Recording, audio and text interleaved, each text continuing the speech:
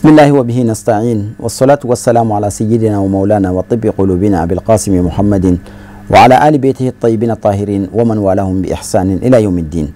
أما ما شرف لا تفي لجبا وموبيلا جنفون إسلامي كفولي إنه على كيشنا كهنا كبركة أما الله تعالى تلي على كوكا أني أو بلا جلين أبو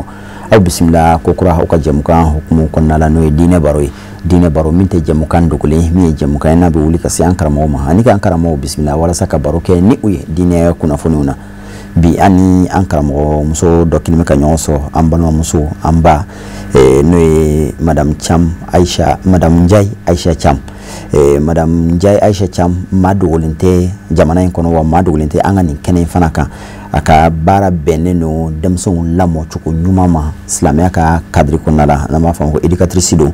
aka bara beneno ma wa dine wajulu kera fanado anga kumala seso chamana anaije mukan chaman sigi ni keneka bianga wile sira ambalo musulima nanga malumatu anabina jeka do dine kuna funi ndola yana anga do anga borko na lame malumatu bismillah wa assalamu alaikum wa rahmatullahi ta'ala wa barakatuh wa alaikum assalam wa rahmatullahi ta'ala wa barakatuh sida ambi foki wale nyumando ka do ki ka do nyini fe wati be anga wile mana sima ibanga wile jabi sherif la nyama so bela ambe ufuli la si ima malumatu bi amma be wala ndamna wala ndami ni anafaka bonko sobe ni haramade re jolano hadamaden re sinsinano bi palon chaman do ni hada moko hadamaden ko nala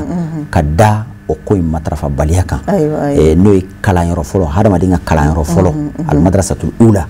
de mana bangda kala yoro folo no wulu bay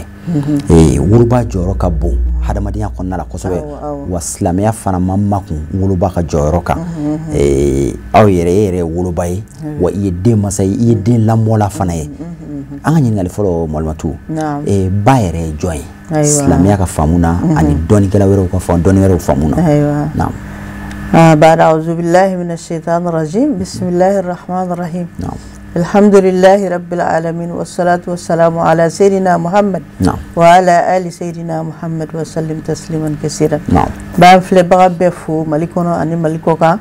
ni islamia ka foliye no de assalamu alaikum wa rahmatullahi ta'ala wa barakatuh wa alaikum assalam amaina Allah subhanahu wa ta'ala fa akambe ani sababa ma anga kitaw ananga fotaw ananga ngani tawbe ya rabbal alamin amin ya rabbal alamin ustaz Usman yenyinga minabi ani nere wula ka seya komina ni mai lase telma kenye bala nye bika yelema afana bika yelema nye latige nofe kasra fana dumbe no olu to de ko principe yani qima akhlaqiya do de beno principe do beno no amanga dansa ko lula no ibay ba islamaya bunya régime simana nyela tike kono histoire la komi ma babunya kateme islamaya ka islamia de ye babunya ka fani batu nyokona Allah subhanahu wa ta'ala re babo aka qur'an bayingono al israku billahi ni ibora ale flanga fo yalla drojume mina al ihsanu ila al walidain ika nyumanke ima saflay alay alere kutali ani masafla kutali alay ufla de tu nyokona nga kerengere ne ama ay ba fanata ko tabbo fala yoro dawla ema ya Allah subhanahu wa ta'ala aba fo yoro dawla ka qur'an bay konnana wa wasina al insana biwalidayhi hamalatuhu ummu wahnan ala wahan wa fisaluhu fi amain anushkur li wa liwalidayhi wa ilayhi al masir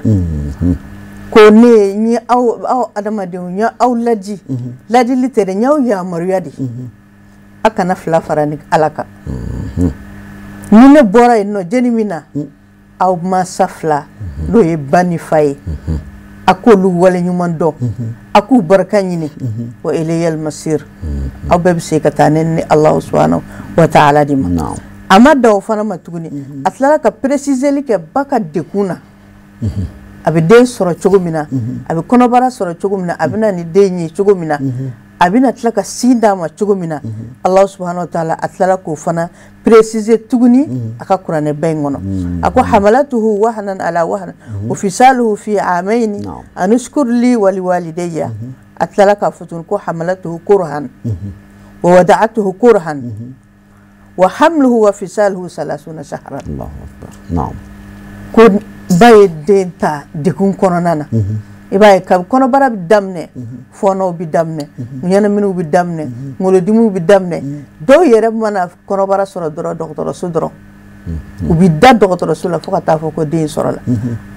ala y'o de bila an ɲɛ kɔrɔ ko hamalatuhu kurhan a ye den ta ni dekun ye wa wada'atuhu kurhan a y'a bila ni o dekun kelen fana ye ka den kɔnɔbara sɔrɔ kalo 9 ka sin d'a ma k'a dabɔ a ko kalo 30 san 2 ani kalo 6 yani ba b'o de kɛ dekun na den ka ko la ko tuma na o ba in dɔnnibagaw fana y'a ye alakira Muhammad sallallahu alaihi wasallam don dɔ la a ye cɛ dɔ ye a kɛlen bɛ k'a ba ta a kɔ la a bɛ ka tawafu kɛ n'a ye ka alikaba munumunu n'a ye a ye alakira ɲininka sallallahu alaihi wasallam ko yali ko n ye ni a ka hakɛ dɔ ko n bɛ ka nin min k'a ye ko nin n bɛ k'a ka hakɛ dafa alakira Muhammad ye jaabili kɛ ko hali tin aw ka hakɛ to tin ŋuna ko kelen ko o bɛ e filɛ ka nin min kɛ ko hali a t'o sara. Allahu akbar. Cɛ dɔ nana alakira sallallahu alaihi wasallam ko ale bɛ fɛ ka taa jihadu la alakira y'a ɲininka ko yali ko ba b'i bolo wa a ko awɔ ko ba bɛ n bolo ko taa i ba ladon ko ni e taali ne nɔfɛ k'a bɛɛ ye kelen ye o b'a jira na k'a fɔ jihadu ani ka i mansa ladon surtout musoman ko a ni jihadu a n'o baraji bɛɛ ye kelen ye dɔnnibagaw fana n'o ye maa minnu ye adamadenya kalan kɛ a fɔ minnu ma psychologue olu ko k'i ka heure kelen sigi i mansa musoman kɛrɛfɛ i b'i nafa min sɔrɔ o la i bɛ hinɛ min sɔrɔ a ka baro la k'o ka fisa i ka heure 6 sigi dɔgɔtɔrɔ psychologue kɛrɛfɛla la dɔgɔtɔrɔ psychologue bɛ mun kɛ a bɛ adamaden ni dilan ni tɔɔrɔ b'i kan a b'i ɲininka o la a bɛ i soulager mais ko e ka heure kelen sigi i ba kɛrɛfɛ bani k'o ni nin ka heure 6 bɛɛ bɛ kɛ kelen ye. Dɔnnibagaw ko fana ko ba ka kuma dɔw la ka i mansa ka yɔrɔ tubabu de b'a kɛ kosɛbɛ ka i mansa embrasser ko a bɛ mun de kɛ ko ba ko rayon dɔ de bɛ bɔ a dusukun na ka se den ma ni mɔgɔ min n'i ka baara ye o ye ka to k'i ba embrasser ou bien k'a bolo sumusumu ko i b'a sɔrɔ e ni mɔgɔ tɔw tɛ kelen ye sentiment na. Puisque sentiment min ale bɛ sentiment min bɔ ka di e ma a b'a to i ka ɲɛnamaya bɛ régler i ka faamuyali bɛ kɛ correct ye ka tɛmɛ tɔ ninnu ta kan. Dɔnnibagaw ko fana ko ba de ye mɔgɔ ye mɔgɔ min ala ye fɛn dɔ d'a ma a m'o di fa ma o ye tanabu sisari ni ba ko i ma sago karisa kana taa ni yɔrɔ in na dɛ ou bien e nani sara la ne fɛ ka taa n teriw nɔfɛ tulonkɛ la ou bien ne fɛ ka taa nin dugu in na ayi ne fɛ ka nin baara masina in kɛ e nani sara la o la n'a ko ayi kana kɛ ko a bɛ yeli kɛ latigɛ juguman na ka tɛmɛ mansa cɛman kan n'i y'a kɛ k'a kan sɔsɔ o ko la i tɛ lafiya sɔrɔ a la ala ye o di mansa musoman de ma ka tɛmɛ cɛman kan ani fana a jateminɛ sisan mansa musoman ka ntanya ou bien a ka bɔ du kɔnɔ a yɔrɔ janyana denw na a yɔrɔ janyana cɛ yɛrɛ la ko e ka est ce que du in bɛ marcher du tɛ taa dɛ n'a sɔrɔ a ntanyana dutigi bɛ na ni muso wɛrɛ de ye o kana bila a place la n'a sɔrɔ a bɔra du fana kɔnɔ maa wɛrɛ de kɔni bɛ na ka na bila a place la dutigi cɛman tɛ se ka du marcher a kelen Allah subhanahu wa ta'ala a y'o bonya di a muso kelen dɔrɔn de ma wa muso de fana b'a den faamu denmisɛnnin dɔw bɛ yen sisan i b'a sɔrɔ ni ko kɛra sisan ni u bɛna kuma fɔ dɔ bɛ nkalon tigɛ dɔ bɛ tiɲɛ fɔ ba de b'a den faamu den min bɛ nkalon tigɛ kuma na ale de b'a den faamu karisa kɔni ni nin ko in kɛra n'a y'a fɔ min ye o de don a tɛ nkalon tigɛ abada ko ba kelen de b'o dɔn a denw cɛ la ka tɛmɛ mɔgɔ wɛrɛw ka tɛmɛ mansa cɛman kan Allah subhanahu wa ta'ala a ye ba bonya hali ni furu sara sariya y'a wajibiya denw ka to jeni ka hadana na jeni ka lamɔ na fɔlɔ o ye ba de ye fo ka taa fɔ k'u kɔrɔbayara wa k'a wajibiya ka silamɛ ye hakili to ba la munna a ka jogo ɲumanw de don a denw na a bɛ jogo ɲumanw don a denw na cogo di a ka kalan tan dɔ ka d'a ma a ka kalan kɛ n'a ye kalan kɛ ale de bɛ se ka jogo ɲuman don a denw na ka jogo juguman koya u ye ba caman bɛ silamɛya kɔnɔ minnu ye baara caman kɛ dɛ alakira tile la sallallahu alaihi wasallam muso dɔ tun bɛ yen ko Khansa denkɛ 4 de tun b'a bolo a denkɛ 4 bɛɛ a y'a bɛɛ su ka taa alakira nɔfɛ kɛlɛ wa a denkɛ 4 bɛɛ tora kɛlɛ la. Allahu akbar. Ummu Musa n'o ye Nabilahi Musa ba ye Ala tun bɛ wahayu de ci olu ma a kɛta Ala ye wahayu de ci a ma k'a fɔ a ye k'a fɔ den bila fɛn kɔnɔna na kɛsuni kɔnɔna na i k'a bila ka taa n bɛna segin ma Ala y'o fɔ a ye cogo n k'a y'a fɔ a ye ni wahayu de olu ye baw ye ba minnu ni Ala subahanahu wa taala n'a y'u kɛrɛnkɛrɛn ni nin bonya ninnu ye Ummu Mariyam an ba Mariyama ba a ye mun de fɔ ani Ala cɛ a ko Ala ni ne ye den sɔrɔ n'a kɛra cɛman ye n b'a bila misiri baarakɛdenya na mais Ala k'a kɛra musoman de a kɛra musoman min ye a ma bɔ o la o a tilala ka Mariyama di misiri baarakɛdenya de la a bɛ misiri saniya a bɛ ji kɛ tasalew la fo Ala y'i to o fana na ka an ba Mariyama fana ka garijigɛ ni den dɔ ye n'o ye Nabilahi Isa ye Sidiqa yani nabimaya ka fɔ jala min bɛ na dɛ o de ye Sidiqa ye Ala y'o di an ba Mariyama di ma ka tila k'a bonya allati ahsanat farjaha fanafakna fiha min ruhina wa sadaqat bi kalimati rabbiha wa kanat min alqanitin ba tɛ se ka bonya ka tɛmɛ nin kan koyi Allah subhanahu wa ta'ala a ye ba bonya Alakira Muhammad sallallahu alaihi wa sallam don dɔ la cɛ dɔ nana ma ko ne filɛ nin ye sisan ne fa ni n ba u bɛɛ bɛ yen nɔ mais jɛni tuguɲɔgɔnya wajibi yɛlɛ don ne kan kosɛbɛ de a k'i ba a tilala ka ɲininkali kɛ siɲɛ 2nan na a k'i ba 3nan de la a sɔrɔla k'a fɔ k'i fa nin b'a jira an na k'a fɔ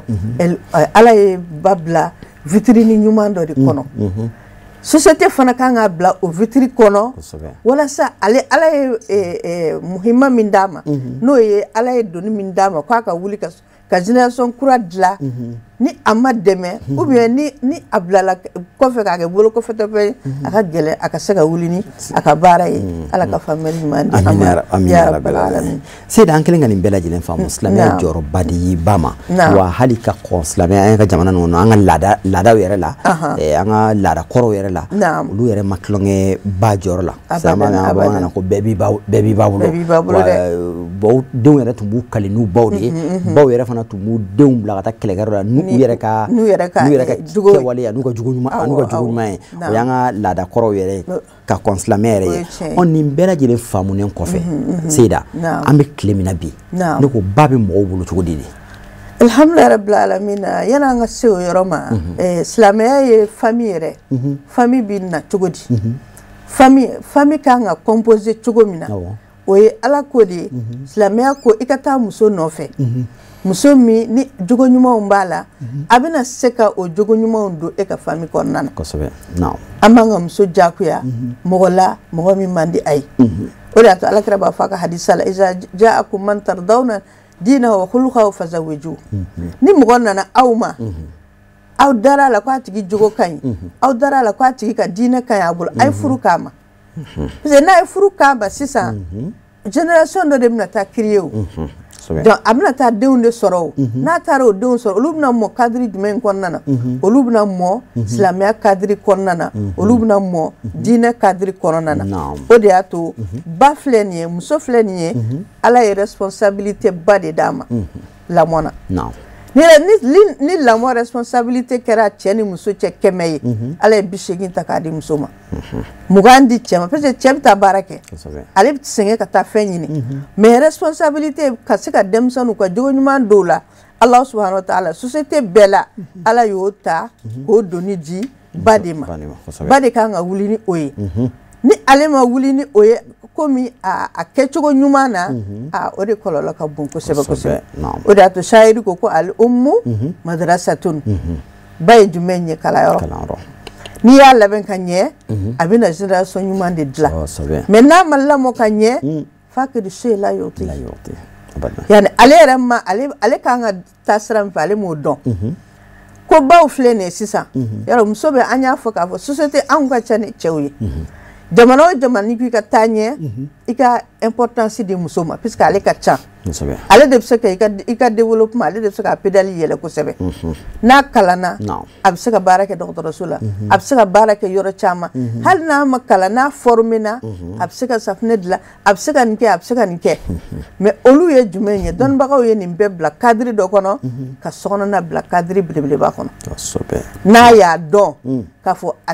a ka responsabilité fɔlɔ n'o ye a ka denw ladon n'a y'a dɔn k'a fɔ a tɛ se k'a kɛ ka kɛnɛma baara kɛ o kumana silamɛya b'a wajibiya ou bien hali laadaw yɛrɛ b'a wajiba ka sigi so de kɔnɔ ka se ka génération ɲuman ka o bɔ ka di société ma n'i y'a ye anw ka société tiɲɛna sisan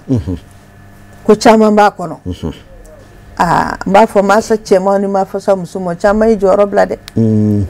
ko a bɛ fɔ muso de ma a bɛ fɔ ba de ma sani aturijali ale ye usine de jumɛn bɛ bɔ ale ka usine kɔnɔ cɛbaw ani musobaw olu de bɛ bɔ ba in ka usine kɔnɔ sisan yɔrɔ cadeau bɛ di mɔgɔ minnu ye inventation kɛ cadeau bɛ d'olu ma min ye courant inventé cadeau bɛ d'olu ma tableau baw bɛ d'u ma dɔnnibaga dɔw ko dɛ ko muso in min ye cɛba ninnu dilan dɛ a ye cadeau dɔ d'a yɛrɛ ma dɛ a ye don dɔ kɛ a ka journée a ye fɛn dɔ valeur ma di a yɛrɛ ma a fɔ min ma al ummul misaliya a ye cadeau ba dɔ ta a ye min ye docteur ninnu dilan min ye ingénieur ba ninnu dilan min ye dɔnnibaga ba ninnu dilan min ye alimami ba ninnu dilan ko a ye cadeau dɔ di a yɛrɛ ma puisque ale tɔgɔ ye di sani aturijal ale de bɛ cɛba ninnu ale de b'olu former ka se ka u bɛ se ka kobaw kɛ wara akulu rajulun azimin imra azim cɛba o cɛba musoba de b'a kɔfɛ musoba ɲɛjɛ nin ye ba de don a bɔ ale de ka kalanso kɔnɔ fɔlɔ ka sɔrɔ ka taa furumuso ka kalanso kɔnɔ ni ba in ɲɛna ni ba in ye cɛ in dilan ka ɲɛ a b'a muso minɛ ko ɲɛ den ninnu fana u fana bɛ kɛ dugawudenw ye an ka problème kɛ bɛ min ye anw ka kunun mansa musomanw u ma taa kalanyɔrɔ yɛrɛ la mais u ye fusamandiya di denw ma u ye lamɔ kɛ ka ɲɛ denw tɛ nɛni kɛ fɔlɔ denw tɛ banɛni kɛ fɔlɔ denw m'u taasiraw dɔn denw b'a dɔn ni ne ba u bɛɛ ye filan ye mansa musoman a filankulu denmisɛnnin ka dɔgɔyama kun tɛ s'a ma mais diɲɛ kɛra cogo di bi a yɛlɛmana dɛ o kumana mara alimusilima wajibi min b'a kan yani o de ye a ka se ka a ka foyer n'o y'a ka du ye a ka se ka nɔba bila o la n'a ye nɔba min bila o la o de bɛ wolo ni génération ɲuman ye ko a ka an ba Fatimatu ta misaliya la a ye jeni dilan sanat hasanan wa sanat husainan a ye Hasan ni Husain a y'u dilan de o de y'a to fo ka taa dugukolo meleke o tɔgɔ bɛ fɔ diɲɛ dugukolo in kan Anas filɛ nin ye yɔrɔ an b'a fɔ ko Anas ibn Malik a y'a fɔ tan mais ba dɔ de ye Anas dilan o Anas Alakira selen Madina sallallahu alaihi wa sallam a y'a sɔrɔ Anas bɛ san 6 de la a ba Muslim de y'a tɛgɛ minɛ k'a ka taa di Alakira ma mais o bɛɛ la a bɛ Alakira ka lamɔ kɔnɔ a b'ale fana ka jantona kɔnɔ Anas ye o tɔgɔ Anas ye Anasiya sɔrɔ ni Alakira ka ladonni ye ani ba in fana ka hakili to n'a ye ni ko ko kɛra Alakira fɛ yen nɔ sallallahu alaihi ou bien ni Anas taara fɛ yen nɔ don min na a b'a ɲininka Alakira a bɛ cogo di nin bɛ tan nɔ nin bɛ tan kana kɛ tan dɛ kana kɛ tan dɛ kana kɛ tan Anas ye maabaya sɔrɔ ni a ba ka lamɔni ye ani ka fara Alakira fana ka lamɔni kan sallallahu alaihi wa sallam mais bi min bɛ yen nɔ bi o ye ba bɔra a place la ba bɔra a ka minɛn kɔnɔ denmisɛnninw ma dɔ wɛrɛ sɔrɔ bilen k'u kale ni ba tɛ maa si se ka kuma bilen n'o ma a ka hakɛ to n'o ma ba ka nɛni fɔ fɔlɔ ka sɔrɔ ka kuma Ustaz Usman anw bɛ dingɛ de kɔnɔ an bɛ dingɛ de kɔnɔ akhlaqiyan yani jogo kɔnɔ an bɛ dingɛ kɔnɔ n'i ye denmisɛnninw lajɛ i yɛrɛ bi f'i yɛrɛ b'a dɔn i bɛ kɛcogo dɔ de la n'u ye banani dada ɲɔgɔn kan nin b'a ta fɔ o b'a fɔ ni banani ye nin b'a ta fɔ o b'a fɔ ni banani ye ba in kan ka nɛniya ani nɛni man kan dɛ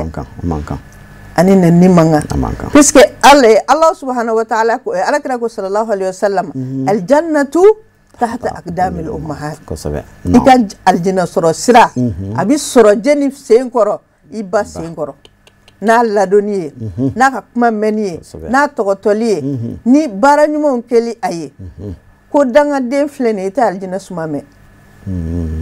hali n'i ka baara bɛɛ ɲɛna diɲɛlatigɛ kɔnɔ yan ko an bɛ don aljina kɔnɔ cogo di min babi rahma hinɛ da dɛ an bɛ don o de fɛ hinɛ da in ye jumɛn ye birul walidain masa fila ladonni o hinɛ in dɛ ko an bɛ don da de fɛ aljinɛ kɔnɔ ko n'i y'o jɛ ka ban ko e don man di dɛ i tɛ hali a kasa mɛn i ka baara bɛɛ ka kɛ ɲuman ye diɲɛlatigɛ kɔnɔ n'a sɔrɔ i ye dangaden ye i tɛ hali aljinɛ kasa mɛn o de y'a to kuma bɛɛ ni maa o maa ni mɔgɔw nana alakira ma a ka majlisuba in na ni kuma bɛ kɛ muso ka kuma o kuma a bɛ ba ta k'a bila vitrine ɲuman kɔnɔ aljinɛ b'ale de sen kɔrɔ e ka ko e puis dangadenya filɛ nin a kana kɛ mɔgɔw ɲɛna k'a fɔ k'a bɛ bila ka lahara kɔnɔ de la ukuba minnu bɛ diɲɛ na ale ta bɛ bɔ yan fɔlɔ kabini diɲɛ kɔnɔ yan kɛmɛ tudini tuda i ye min kɛ dɛ o de bɛ sara i fana n'i ye masa ladon i denw b'i ladon mɛ ni e y'i janbɔ i masa la n'a turu nana si yɛrɛ ma don min na ka ni jigi d'a kan k'i denw b'i ladon la Seyda waati nacogo yɛrɛ kama bi an kɛlen k'a faamu bi denw min bɛ masala don o la a man ca denw dɔnnen don ni baniniw ni faniniw ni ɲɔgɔn masaniw ɲɔgɔn masɛnɛ et puis ɲɔgɔn masɛnɛ yɛrɛ bɛɛ tɛ dɛ i tɛ fa ta mɛ tulo la ka caya ba i bɛ ba in de hali tulonkɛ senw fɛ hali tulonkɛ senw fɛ banini kɛra hali tulonkɛ senw fɛ hali baro senw fɛ hali sketchiw sisan u kɛlen bɛ k'a kɛ u bɛ sketchiw dilan k'a bila téléphone kɔnɔna na ka ba ta k'a nɛni et puis o ye yɛlɛko de ye sababu jumɛn y'a lase o ma ani solution jumɛn bɛ a la waati kuncɛ a sababu ka ca an ye ka solution dɔ fɔ an ye an ka société in ka ta solution a solution ka gɛlɛn mais a sababu ka ca a sababu belebele a sidikaw su jɛɲɔgɔn jugu e b'i ta ladon so kɔnɔ mais n'a bɔra ka taa kalanyɔrɔ la n'a bɔra ka taa tulonkɛyɔrɔ la bannen de bɛ yen nɔ i bɛ denmisɛnninw sigilen mobili sanfɛ ou bien i bɛ sigilen moto sanfɛ u bɛ bannen de kuma yɛrɛ taamasere ni den taara yen nɔ a fana bɛ k'o ye dɛ o to an ko an ka hakili to an ka denw teriw la teri bɛ se ka nɔ min bila denmisɛnnin na 60% a b'o de bila denmisɛnnin na o de y'a to a fɔ ko a sahib yanni teri ale de bi jogo juguman sama ou bien ale de bi jogo juguman sama ka se denmisɛnnin ma a ka ɲɛnamaya kɔnɔna na fɛn fana filɛ nin ye an b'a jateminɛ k'a fɔ an ka du compose cogo o fana b'a kɛ o b'a sɔrɔ cɛ dɔ bɛ muso 4 b'a kunna a bɛ den sɔrɔ mais a jan bɛ dɔ taw la a jan tɛ dɔ taw la ou bien a ye denmisɛnninw bɔ ɲɔgɔn na ni denmisɛnninw bɔra ɲɔgɔn na dɛ min b'a ye k'a fɔ ale dɔ in fusara ale a b'a tigi ni ja a b'a dusukun ja o la n'a taara kɛnɛma min kɛra a la so kɔnɔ a bɛ t'o de bɔ kɛnɛmana na ni nɛnni ye ni bugɔliw ye ni kɛlɛw ye ni mɔgɔ bila ɲɔgɔnnaw ye yanni fɛn o fɛn adamaden suna Allah subhanahu wa ta'ala a ye adamaden da ni fitra ɲuman de ɲuman mais n'a nana diɲɛ na juguman de b'a sɔrɔ yan nɔ juguman in dun t'a sɔrɔ yɔrɔ wɛrɛ ka tɛmɛ a bɔra madarasa min kɔnɔ n'o ye ba ka madarasa ye ani fa ka madarasa a bɛ juguman in sɔrɔ o n'a ɲɔgɔnnaw de la ni lahalaya ninnu yɛrɛ fana an bɛ waati min na bi almada fɛn matière o de ko bɔ ɲɔgɔn na fɛn bɛ sirila ale la bi ni min y'a ye k'a fɔ a parents dɔ b'olu bolo alhamdulilayi u bɛ ta mais ni min kɔni y'a ye k'a fɔ ale ka ɲini ta parents fɛ parents bɛ se k'o ɲini ka d'ale ma o tuma ale bɛ dangadenya minɛn ta ka sɔrɔ abadan n'i ye dangadenya minɛn ta hali ni miliyari kɛr'i bolo ala ko barika t'a la ala tɛ barika don a la Seyda ni ye problème dɔw ye dakurunya fila la ni solution maro wala ne ka ca a tɛna kun waati kɔnɔ mais solution dama d'an ma an b'o kɛ ka baro in kuncɛ ayiwa alhamdulilayi rabbil alamin a solution fɔlɔ ye an k'an kɔ segin kɛ an ka segin ka taa kunun ma an segin an kɔ sigida la nin ye e den ye nin ye nin den ye o ka dabila kɛ fɔlɔ o kun tɛ fɔlɔ sigida la sigida la nemsanu ye ko juke hale nyingal tikala iba corriger ni ba corriger ni bugole iba corriger ni ba fon fen kala ibo kala wa sekata fuga so den to betay c'est na tara fuga so ane ninge ne ni ke kal say ne bugo dore bugole bitla ka double di sekata la ko mana no idu nazar anga sigi anko anga tarbiya laje kanye ka seka anjo rola donc solution la kuma wa solution nu ka can nga nanye ni yere développer ka seganko anga tabia koroma anga koroluma nanyo wala wala hakila ame solution beso ni konna sera anga wati sera kuncero la ibe do ukanye ni ala sona ni ala sigara girana ambe wala nday to continue inshallah alhamdulillah rabbil alamin wala nday akabo mais ko minya résumé wala sa anga babla kamina kono sa ni ala sona inshallah banani ye fasandi abidam sonu fasane am kulo la ko anga jamana bita anga jamana yere jigini dinge kono sababu ba anyere bolu sigatala ala ka nyuma bwala mana amba fo yana anga dugo ke ame folike yoro nyere tigi no Seyid Usman Sherif Marana Haidara anaka demba yabbe ame foliku ye ame dugo nyinu fe ame dugo kuye ba fo ala ka nyina sa ala ka ke sahere mai sankura min na lefle ala ka ke sahere mai fitna minu banka ya rabbi ala ka dugo ka banga ala ka malien do dakelen fe ka mbo dakelen fe ala masaw fanaka uko joro fa wala sa min nenni min blaka kenye do ka boala dem sanu nga barka soro uka bo fasan danga kono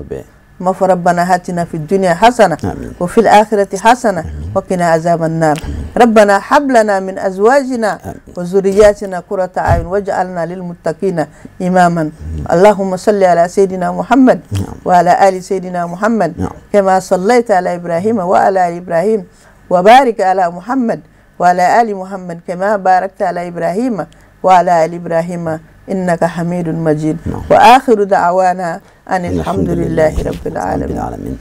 نيامي سوسيتي نيوما با نيوما ندو والله نيامي جامانا نيوما با نيوما ندو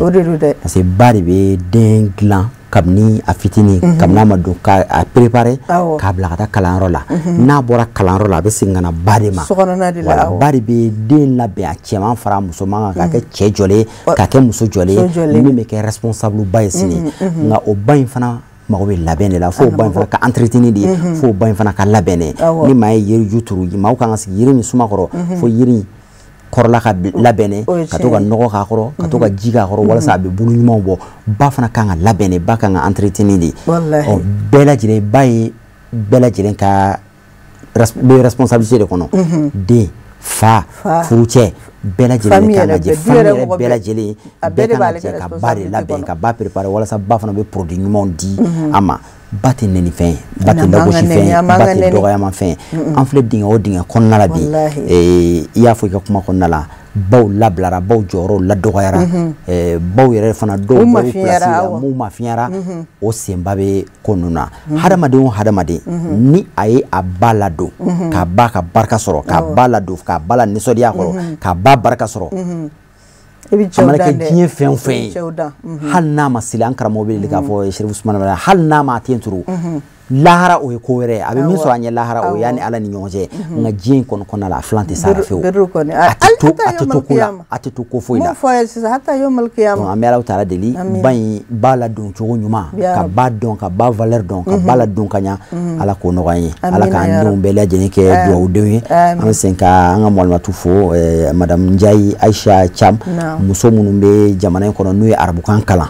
n'u ka diplôme baw mun tara kalan arabu jamana la mun yɛrɛ kalan kɛ jamana in kɔnɔna k'u ka diinɛ kalan ka arabukan kalan k'a dɔn o tɔnba min bɛ jamana in kɔnɔna la o tɔn in maa dɔ don an bɛ a ka tɔndenw bɛɛ lajɛlen fo ka foli bila la ka dugawu k'a ye ka dugawu ɲini a fɛ ka segin k'aw yɛrɛ fana fo ka wale ɲuman dɔn aw minnu tun sigilen bɛ aw ka jabariniw ɲɛma ka diinɛ baro la ni diinɛ baro tɛ fɔ ko waati si la jamana in kɔnɔ ani jamana in kɔ kan an bɛ dugawu kɛ ani aw bɛɛ lajɛlen ala ka sigida nataw yira ani aw bɛɛ lajɛlen na wa akhiru da'wana ani alhamdulillahi rabbil alamin wassalamu alaikum wa rahmatullahi ta'ala wa barakatuhu.